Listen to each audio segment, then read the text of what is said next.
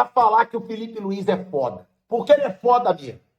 Uma atitude como essa aqui, do treinador do time principal do Flamengo indo para o jogo do time sub-20 contra o Barcelona, ela faz do Felipe Luiz um cara gigantesco, ainda mais gigantesco, em só um ano como treinador profissional. Por quê? Primeiro, ele mostra simplicidade. Ele poderia estar com a família, poderia estar almoçando, poderia estar fazendo uma programação num período ali de folga dele, que já trabalha pra caramba, mas não. Foi dar moral pra molecada do Flamengo. Porque é claro que para os meninos simboliza muito. O treinador do time principal lá querer mostrar serviço, ver que o Felipe Luiz está assistindo. Então a simplicidade desse ato já é foda. Coisa que poucos treinadores fariam, de estar perdendo o tempo que ele tem, o mínimo tempo que ele tem de uma folguinha para assistir e dar moral para a molecada. Segundo, isso mostra o comprometimento do Felipe Luiz. Porque ele sabe que muitos desses moleques já podem estar tornando o elenco do Flamengo ainda mais forte. Até porque, mais uma vez, é bicampeão mundial. Ou seja, é uma base muito forte. Então ele mostra simplicidade, ele mostra comprometimento e ele mostra entrega. Porque o cara trabalha pra caramba. A gente sabe que um treinador de um time como o Flamengo não tem tempo pra família, que muitas vezes eles mal encontram a família durante a semana, e quando ele tinha um tempinho para isso, ele priorizou um jogo da base. É simplicidade, é comprometimento, é entrega e são essas virtudes, junto com o talento e com o estudo desse cara, que fazem do Felipe Luiz já gigante e que, para mim, vão fazer do Felipe Luiz disparadamente o melhor treinador brasileiro. Esse cara faz muitos elementos que podem torná-lo muito acima da média. E tomara que ele fique por muitos anos no Flamengo, porque eu acho que o Felipe Luiz tem tudo para construir uma história muito vitoriosa no clube. E com uma simplicidade como essa, na boa, ele merece. De 45 mil pessoas ontem no Maracanã para uma final do Sub-20 do Flamengo. Vocês têm ideia do que a torcida do Flamengo fez? A torcida do Flamengo ontem, ela lotaria, primeiro, a Neoquímica Arena, que tem capacidade para 49 mil pessoas, o estádio do Corinthians. Ela lotaria o Allianz Parque do Palmeiras, que tem capacidade para 43.700 pessoas. Ela lotaria o estádio Newton Santos do Botafogo, que tem capacidade para 44.600 pessoas. Ela lotaria 2 São Januários, o estádio do Vasco, que tem capacidade para 22 mil pessoas. O que a torcida do Flamengo fez ontem no Maracanã para a categoria Sub-20 prova que a torcida gigante do Flamengo, ela ajuda muito o Flamengo a ter se tornado a potência que é hoje. A torcida do Flamengo, ela vem mostrando uma lealdade, ela lota o Maracanã com mais de 64 mil pessoas constantemente.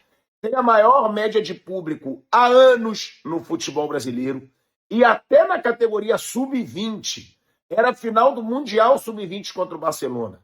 Mas 45 mil pessoas no Maracanã, isso mostra a dimensão da torcida do Flamengo, que já aumentou de acordo com as pesquisas, nessa fase surreal do Flamengo, de acordo com a última pesquisa, 22%, mais de 22% dos torcedores brasileiros são flamenguistas, e a nação rubro-negra ontem mostrou por que ela é tão fundamental para o Flamengo ter se tornado a maior potência financeira do futebol brasileiro. Foi foda, tem que ser elogiado, mas muitas vezes uma imprensa bairrista, principalmente de São Paulo, ela só tenta procurar dar debochadas na torcida do Flamengo. Que eu vou lembrar ainda hoje de um cidadão que sempre fala da torcida do Flamengo e que sumiu no dia de ontem, mas eu vou lembrar ainda hoje. Só que esse vídeo primeiro é para enaltecer o que a torcida do Flamengo fez e o que a molecada do Flamengo fez.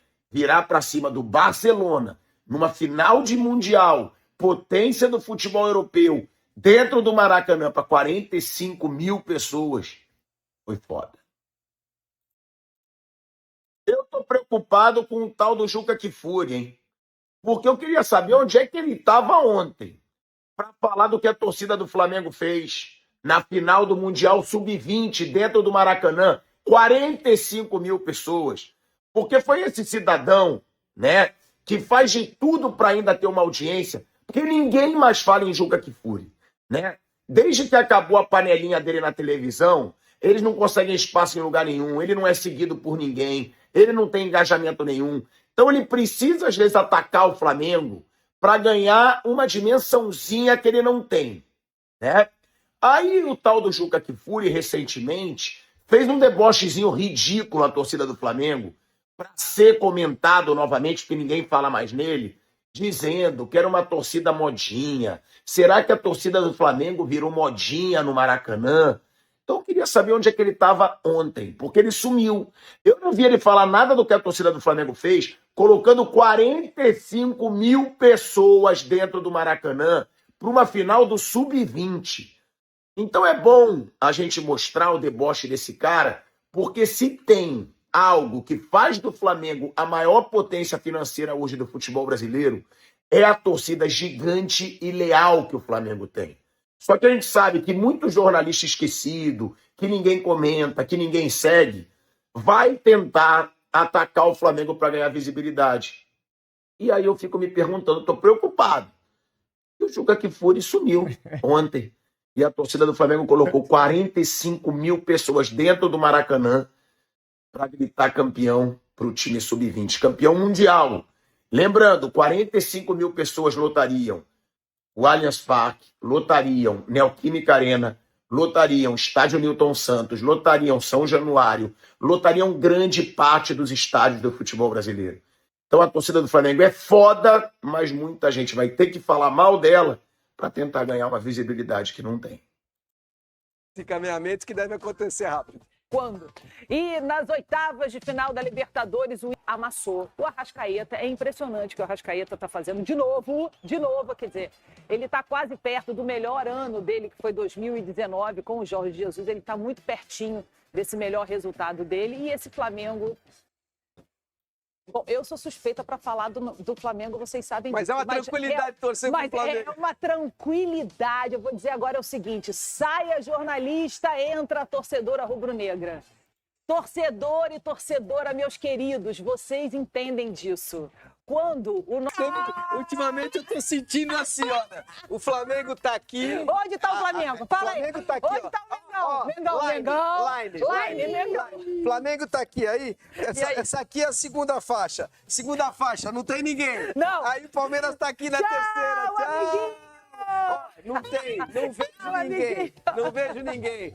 Mas o torcedor tá entendendo o que eu tô falando. Não, mas é porque até um treinador pouco experiente, como é o caso do Felipe Luiz, que é pouco experiente e custou caro, você vai proteger o Felipe.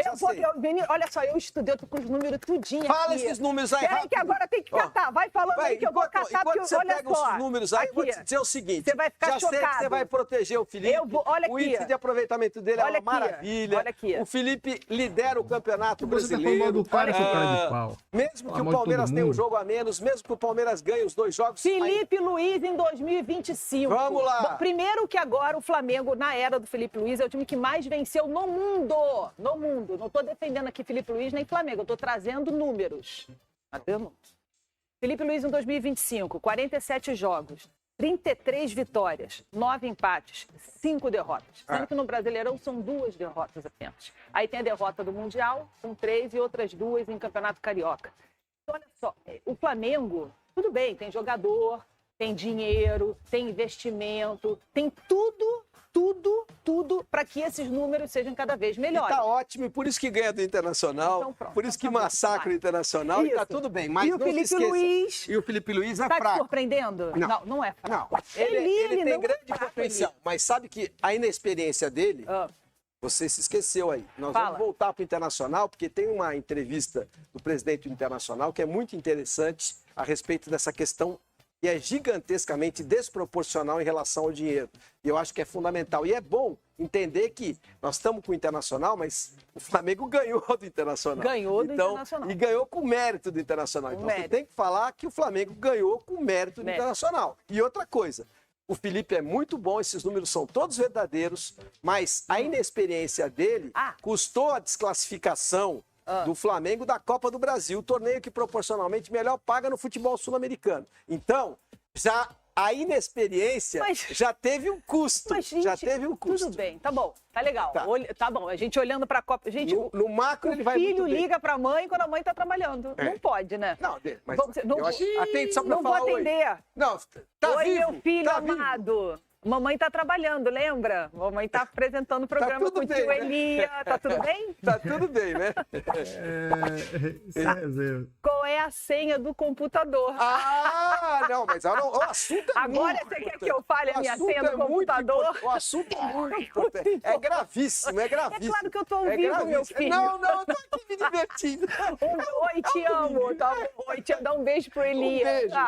Beijo, meu filho. Mamãe também te ama. Mas eu acho assim, quando o filho sabe que você tá e eu tenho que atender, eu atendo. Eu atendo porque... Gente, é brincadeira, né? Só me faltava é o Felipe Luiz. É o Felipe Luiz. É inexperiente.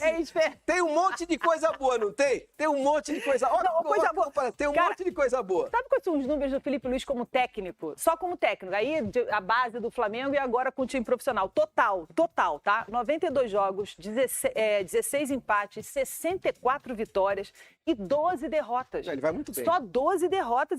181 gols marcados, 65 gols sofridos pelos times que ele conduziu, que ele comandou.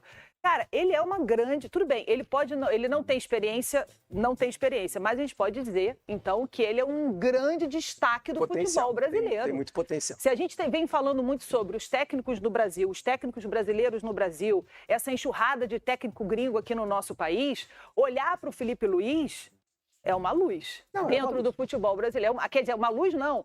É um holofote! É um holofote! Mas vai chegar lá. Mas vamos lá. E o Internacional perde. E é interessante, eu acho legal você chamar a entrevista do presidente do Internacional, até para a gente poder contextualizar algo que cada vez vai ficar mais evidente aqui no futebol brasileiro. Vai mesmo, porque, olha, depois da terceira derrota seguida para o Flamengo, o presidente do Inter disse que ficou muito complicado competir contra um rival que consegue investir 10 vezes mais do que o clube dele. Nós temos uma equipe que investiu nas últimas 4 janelas 600 milhões de reais. Na última janela, 300 milhões de reais. Para ser mais exato, 277 milhões. O Internacional investiu 27 milhões de reais. 10 vezes menos. Em futebol, em qualquer liga do mundo, as conquistas estão relacionadas às receitas e à capacidade de investimento. Quando isso se distancia, é perigoso. Nós precisamos trabalhar para isso, né? E aí são outras frentes e outras respostas que nós precisamos dar, que não essa. Enquanto clube, nós vamos ter que trabalhar, né, com uma outra realidade que se impõe a cada ano. E nos últimos 3 anos isso se acentuou ainda mais, talvez nos últimos 2 anos, como nunca tinha se acentuado na vida do futebol brasileiro. E, vai cada vez mais. Quer a notícia? A notícia é que isso vai piorar. Os clubes que conseguirem se organizar, os clubes que conseguirem pagar suas contas e fazer tudo direitinho, né, virar empresa de verdade, com toda a responsabilidade que precisa ter, esses clubes vão se dar bem. Agora, os clubes que continuarem improvisando, eles vão ficar cada vez mais distantes. O dinheiro vai fazer a diferença, como faz na Premier League, como faz no Sauditão, como faz no Campeonato Italiano, onde você tem uma desproporção gigantesca entre as 4 grandes e todas as outras 16 equipes que são coadjuvantes, como faz uma diferença gigante no Campeonato Espanhol. Na Liga você tem Real Madrid e Barcelona nesse degrau, e 2 degraus abaixo você tem o Atlético de Madrid, e 5 degraus abaixo você tem todos os outros. Então, essa é uma realidade que cada vez vai ser mais evidente. Algo que a gente não vinha sentindo no Campeonato Brasileiro, quando você tem equipes que estão na 15ª, 16ª posições e podem incomodar o líder do campeonato. Podem incomodar, mas na regra geral, cada vez vão incomodar menos. Verdade. O pessoal, os antes ficam bolados, né? Tentando prejudicar o Flamengo de algum jeito, falando coisas que não tem nada a ver. Pô, na época que o Flamengo tava na Piauí, o atacante do Flamengo era o Negueba, o Nixon. Time do Flamengo Cara, o Flamengo veio trabalhando, fez por merecer, teve gestões boas que fizeram muito pelo time e a gente tem que ficar agradecido. Porém, agora também para prejudicar mais, né? A CBF fez mudanças no calendário e o Flamengo está se sentindo prejudicado, né? Tem a reportagem do GE. A mudança do calendário do futebol brasileiro anunciada pela CBF no sábado, né?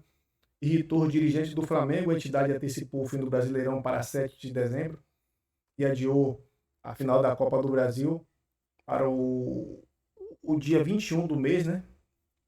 O rubro-negro havia sido consultado sobre uma eventual mudança, né? E na ocasião posicionou-se frontalmente contra a ideia.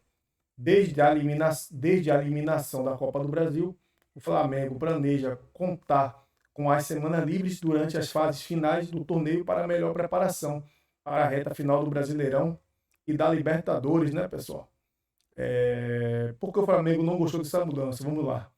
O clube já tinha se organizado para ter 4 períodos sem jogos, semana das semifinais da Copa do Brasil e finais da Copa do Brasil, para focar nos treinos e na recuperação de jogadores, né? Boa parte do elenco é convocada por seleções e não folga nas datas FIFA. Então, com o caso aí, né, do agora Léo Pereira, Léo Ortiz, antigamente era o Wesley também, né?